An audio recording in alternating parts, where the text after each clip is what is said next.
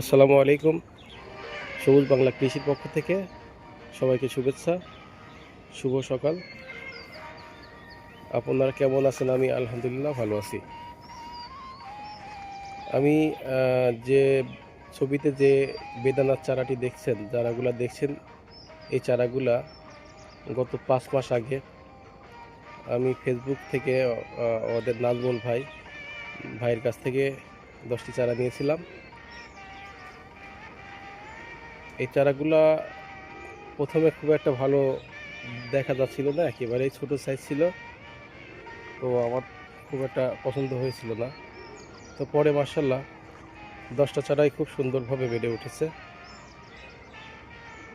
দেখছেন বন্ধুরা, ছোট বালতি, 15 লিটার বালতি, 14 কি 15 লিটার বালতি। এই বালতিগুলোর মধ্যে মাটি এবং গোবরের সারের মধ্যে লাগিয়ে রাখছিলাম। তো বয়স 5 মাস হয়েছে। 2 মাস পর থেকেই ফুল আসা শুরু হয়েছিল। তো নাজমুল ভাই বলেছিল যে ফল এখন দেওয়ার দরকার নেই। আমি ফুলগুলা ছিঁড়ে ফেলে দিয়েছিলাম। তো এখন মোটামুটি গাছগুলা যথেষ্ট বড় হয়েছে, এখন হয়তো ফুল রাখা যাবে। তাও খুব বেশি একটা ফল নেওয়া যাবে না, বেশি ফল নিলে গাছ দুর্বল হয়ে যাবে।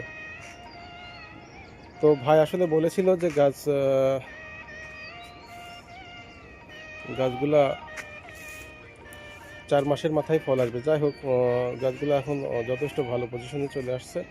তো ভাই এতই ভালো গাছ দিয়েছে, আমার খুব পছন্দ হয়েছে। যে পরবর্তীতে ভাইয়ের কাছ থেকে গত 3 দিন আগে আমি আরও 30টা গাছ নিয়েছি।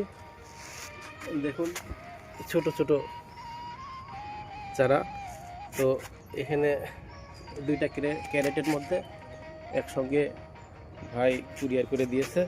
তো মার্শাল্লাহ গাছগুলো এখন ছোট, এখন থেকে খুব একটা ভালো লাগবে না, একটা টাইম পরে গাছগুলো খুব সুন্দর হবে, মার্শাল্লাহ এমন হয়ে যাবে। তো দোয়া করি, ভাই আসলে খুব ভালো মানুষ, এত সুন্দর চারা আমাকে দিয়েছে, আমি খুব হ্যাপি।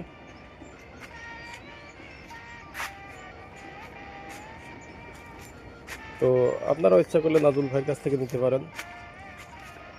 এখানে বিভিন্ন প্রজাতির চারা আছে।